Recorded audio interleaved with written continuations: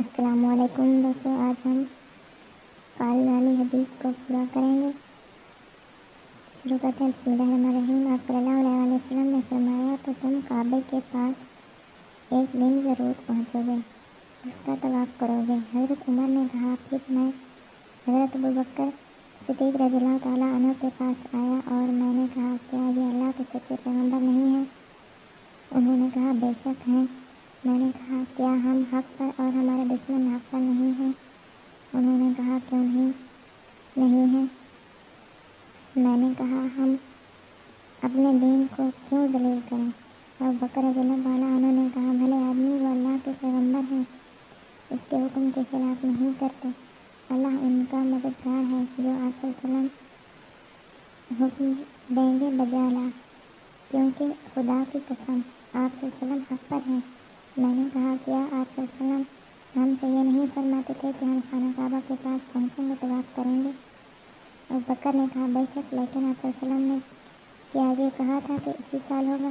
میں نے کہا، نہیں، یہ تو نہیں کہا تھا۔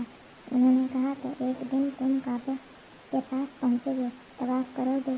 زہری نے کہا، حضرت عمر رضی اللہ تعالیٰ عنہ نے کہا، یہ جو بے ادبی کی میں نے گفتگو کی، اس گناہ کو اتارنے کے لیے میں نے کئی نیک عمل کیے، خیر جب صلح نامہ لکھ کر پورا ہوا تو حضرت صلی اللہ علیہ وسلم نے اپنے اصحاب رضی اللہ تعالیٰ عنہما سے فرمایا، اٹھو، اونٹوں کو نہر کرو۔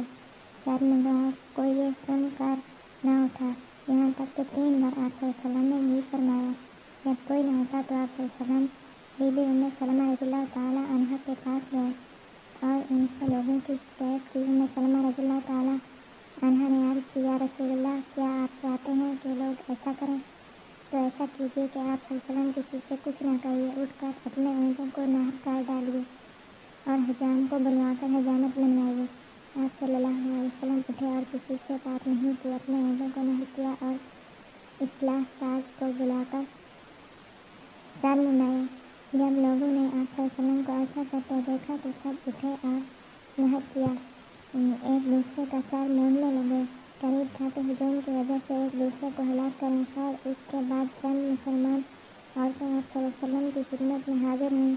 اللہ نے سورۃ ممتحنہ کی یہ آیت اتاری، مسلمانوں، جب مسلمان عورتیں ہجرت کر کے تمہارے پاس آئیں تو ان کو جانچو۔ اخیر آیت لیس للکوافر تک۔ حضرت عمر رضی اللہ تعالیٰ عنہ نے اس دن اپنی 2 مشرک عورتوں کو طلاق دے دی۔ ان میں سے ایک سے معاویہ بن ابی سفیان نے نکاح کر لیا اور دوسری سے صفوان بن امیہ نے۔ پھر حضرت صلی اللہ علیہ وسلم مدینہ کو لوٹ گئے۔ اس کے بعد مکہ سے ایک شخص ابو بصیر نامی مسلمان ہو کر حضرت صلی اللہ علیہ وسلم کے پاس آیا۔ وہ قریشی تھا۔ قریش لوگوں نے اس کو واپس بلانے کے لیے 2 آدمیوں کو بھیجا اور کہنے لگے، جو عہد ہم نے اور آپ نے ہے اس کے موافق عمل کیجیے۔ آپ نے ابو بصیر کو ان 2 شخصوں کے ساتھ کر دیا۔ وہ اس کو لے کر نکلے۔ جب ذو الحلیفہ میں پہنچے تو ایک درخت کے تلے ٹھہر کر کھجوریں جو ان کے ساتھ تھیں کھانے لگے۔ ابو بصیر نے ان دونوں میں سے ایک سے کہا، قسم خدا کی، تیری تلوار بہت عمدہ معلوم ہوتی ہے۔ اس نے سوچ کر کہا، بے شک عمدہ ہے، میں اس کو آزما چکا ہوں۔ ابو بصیر نے کہا، ذرا مجھے دیکھنے دو۔ اس نے دے دی۔ ابو بصیر نے اس کو مار کر ٹھنڈا کر دیا۔ اس کا ساتھی ڈر کے مارے بھاگا، مدینہ پہنچا، مسجد میں بھاگتا ہوا آیا۔ حضرت صلی اللہ علیہ وسلم نے اس کو دیکھ کر فرمایا، یہ ڈرا ہوا معلوم ہوتا ہے۔ جب وہ آپ کے پاس پہنچا تو کہنے لگا، قسم خدا کی، میرا ساتھی مارا گیا اور میں بھی نہیں بچوں گا۔ اتنے میں ابو بصیر بھی آ پہنچا اور کہنے لگا، یا رسول اللہ صلی اللہ علیہ وسلم، آپ کا عہد اللہ نے پورا کر دیا۔ آپ نے مجھے پھینک دیا مگر اللہ نے مجھ کو ان سے نجات دلوائی۔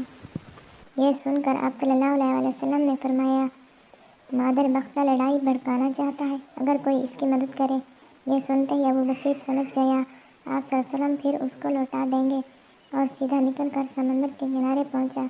ابو جندل بھی مکہ سے بھاگ کر ابو بصیر سے آن کر مل گیا اور جو قریش کا آدمی مسلمان ہو کر نکلتا وہ ابو بصیر کے پاس چلا جاتا، یہاں تک کہ اس کے ساتھ ایک جتھا جم گیا۔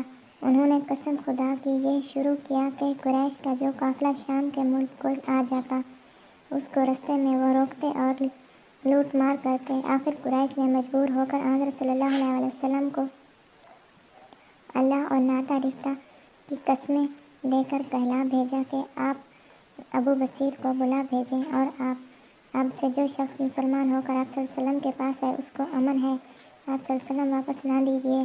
خیر حضرت صلی اللہ علیہ وسلم نے ابو بصیر کو بلا لیا۔ اس وقت اللہ تعالیٰ نے سورہ فتح کی یہ آیت اتاری، وہی خدا ہے جس نے عین مکہ کے بیچا بیچ تم کو ان پر فتح دی کہ ان کے یعنی کافروں کے ہاتھ تم سے روک دیے اور تمہارے ہاتھ ان سے۔ آخر آیت حمیت الجاہلیہ تک۔ بات کے بیچ نادانی کی ہٹ وہ یہ تھی کہ انہوں نے حضرت صلی اللہ علیہ وسلم کی نبوت کو نہ مانا اور بسم اللہ الرحمن الرحیم نہ لکھنے دی اور مسلمانوں کو کعبے میں جانے سے روک دیا۔ اور عقیل نے ظاہری سے روایت کی، عروہ نے کہا، مجھ سے حضرت عائشہ رضی اللہ تعالیٰ عنہا نے بیان کیا کہ حضرت صلی اللہ علیہ وسلم جو عورتیں مسلمان ہو کر آتی تھیں ان کو جانچتے تھے، ان کا امتحان لیتے تھے۔ ظاہری نے کہا، اور ہم کو یہ حدیث پہنچی جب اللہ تعالیٰ نے یہ حکم اتارا کہ کافروں کی عورتیں جو ہجرت کر کے مسلمانوں کے پاس آ جائیں تو مسلمان کافروں کو وہ خرچہ پھیر دیں جو انہوں نے ان بیویوں پر کیا ہے، اور یہ حکم بھی کیا ہے کہ مسلمان کافر عورتوں کو نکاح میں نہ رکھیں۔ تو حضرت عمر رضی اللہ تعالیٰ عنہ نے اپنی دو جوروں یعنی قریبہ بن ابی امیہ اور بنت جرول کو طلاق دے دی۔ پھر معاویہ نے قریبہ سے نکاح کر لیا اور ابو جہل نے بنت جرول سے۔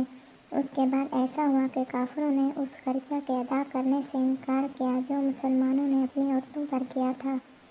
تب اللہ تعالیٰ نے سورہ ممتحنہ کی یہ آیت اتاری، اگر تمہاری کچھ عورتیں کافروں کے پاس چلی جائیں اور تم کو کافر ان کا خرچہ نہ دیں، تمہاری باری آن پہنچے تو اس کا تدارک یہ ہے کہ کافروں کی جو عورتیں مسلمان ہو کر ہجرت کریں اور ان سے کوئی مسلمان نکاح کرے تو ان کا مہر ان عورتوں کو نہ دیں بلکہ وہ مہر مسلمانوں کو دیا جائے جن کی عورتیں کافروں کے پاس بھاگ گئی ہوں، اور ہم تو نہیں جانتے کہ کوئی عورت ایمان لانے اور ہجرت کرنے کے بعد مرتد ہو گئی ہو۔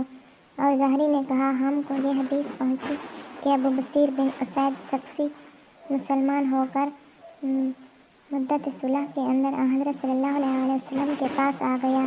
اس وقت اخنس بن شریک نے مکہ سے حضرت صلی اللہ علیہ وسلم کو لکھا کہ ابو بصیر کو آپ صلی اللہ علیہ وسلم بھیج دیجیے۔ پھر یہ حدیث بیان کی آخر تک۔ آج کی ہماری یہ ویڈیو یہاں پر ختم ہوتی ہے۔ ویڈیو پسند آئی تو لائک کر دیں، چینل پر نئے تو چینل کو سبسکرائب کر دیں تاکہ اسلامی کتابوں کی تمام ویڈیوز آپ تک پہنچتی رہیں۔ ہم اپنی اگلی ویڈیو کے ساتھ پھر آپ کی خدمت میں حاضر ہوں گے، تب تک کے لیے اللہ نگہبان۔